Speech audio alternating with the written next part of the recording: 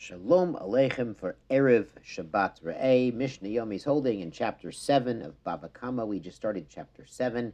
We're on the second Mishnah here. We've moved on to the topic of thievery, no honor among thieves. And we discussed that typically a thief pays back kefil, double. But for an ox, it's 5 times.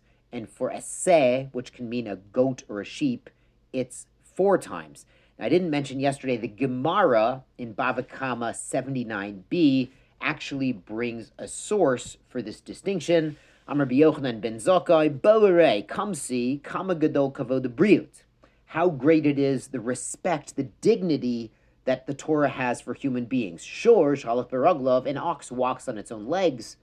Chamisha, the thief pays back 5 times. Seh, a sheep or a goat, that he carries it on his shoulders, arba, he pays back 4 times. Now, because there's a degree of embarrassment to be seen carrying a sheep or a goat on your shoulders, especially, you understand it's not his own goat, whereas some guy just leading a shore, he can say, yeah, I rented the shore, there's less embarrassment.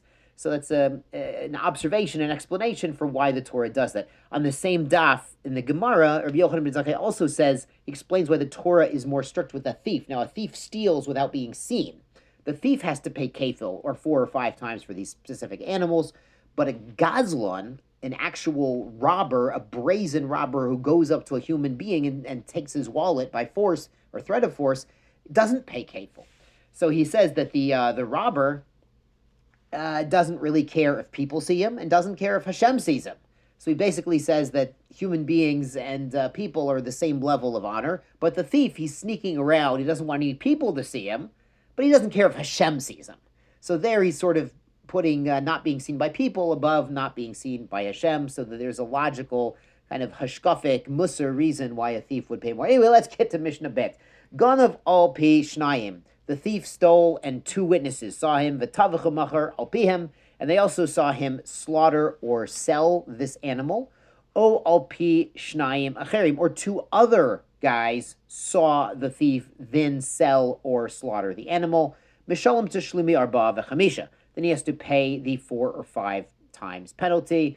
Again, 5 for the ox and 4 for the seg. Ganav u'machar b'Shabbos. What if he stole it and he sold it on Shabbos? Or ganav u'machar levodah zara. He stole it and then he sold it to an avodah zara guy to do avodah zara rituals.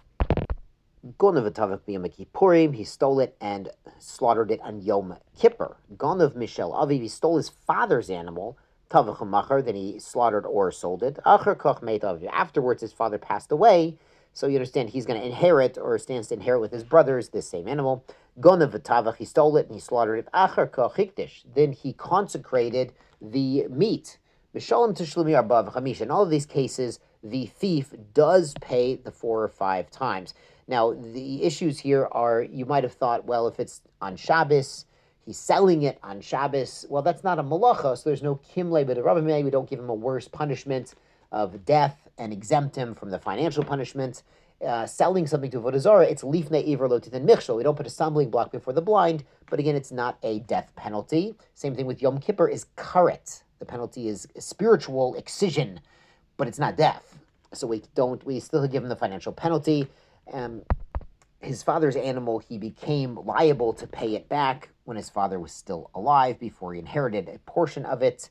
And with the hekdesh, it was technically the thief's property before he made it kodesh. He did the tavicha, so he's on the hook. Now the Mishnah goes on, Gonav v'tavach l'refua, or the klovim. If he stole it and then he slaughtered it because somebody needed healing, someone needed medicine from this animal, or to feed it to the dogs, or shochet v'nim treifa, he slaughtered it, with a proper shechita knife, and they opened up the animal, it had a hole in the lung, or one of the other defects, medical problems in the animal, pre-existing conditions that we'll talk about in Masechet Chulin.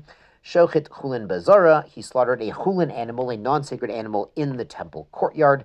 Mishalom Tishlumi Arba v'Chamisha, he still pays the 4 or 5 penalty.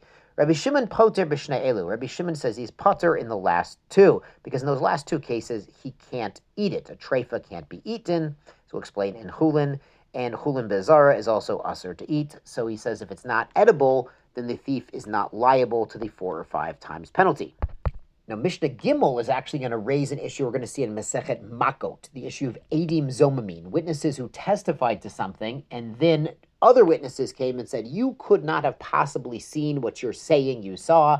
You were over in Philly with us, and this took place in Miami at the same time. It's impossible. So you must have been making it up, or you must have been hired to give false testimony. So Gimel, Gonavel Pishnayim, he stole it, and two witnesses saw V'tavechu machar alpiyam, and they saw him slaughter it or sell it. V'nimsu zomemin. It turns out they were Eidim zomemin. They were lying, conspiring witnesses. Mishalmin hakol. Those witnesses pay the entire penalty payment because they were trying to get the alleged thief on the hook, not just for kefil, but for 4 or 5 times. Gonavel pishnayim. 2 guys saw him steal it. Pishnayim acherim. 2 other guys said that they saw him sell it or slaughter it. Elu nimsu zomemin. And all 4 of these witnesses are found to be conspiring. Harishonim mishalim teshumei kefil. So the first 2 who testified to the thievery, they pay kefil because they're trying to make him pay kefil as a thief. Ha'achronim, the 2 guys who testified about slaughter or sale, mishalmin teshumei shlosha. So then now they pay 3 times. That would be 3 times for an ox. It would be 2 times for a say because they're trying to make the alleged thief on the hook for the rest of the 4 or 5 times payment. And the Mishnah adds a variation of this case, nimtzu achronim zomimim. If only the last 2 witnesses were found to be conspiring, the first 2 were legitimate. Remember, the first 2 were testifying about the thievery, the last 2 about the slaughter or sale. Hu mishalam teshumei kefil. The thief himself pays the kefil, the double value of the animal. Hen mishalim teshumei shlosha. The conspiring witnesses would pay 3 times. Again, for an ox, 2 times for a say. Echad min achromim zomim. If one of the last 2 witnesses was found to be conspiring, lying, butla edut shniya. There's no testimony there. If you have 2 guys and one of them, it was impossible for him to see what he alleges he saw, there's no testimony at all. You need al pishnayim edim yakum davar. You need 2 people who are there at the same time, seeing it at the same time. Echad min achromim zomim. If one of the first 2 witnesses, that's the witnesses to the theft, they were found to be zomim, conspiring, butla kol ha'edut. That entire testimony, again, it's gone. You need 2. She'im ein geneva, if there was no theft, ein tvicha ve'ein mechira. There couldn't possibly have been a slaughter or a sale of a stolen animal. They might have seen him slaughter or sell his own animal, but it certainly wasn't a stolen animal if we do not have reliable testimony to that effect. Yashar kol chachem, Shabbat Shalom.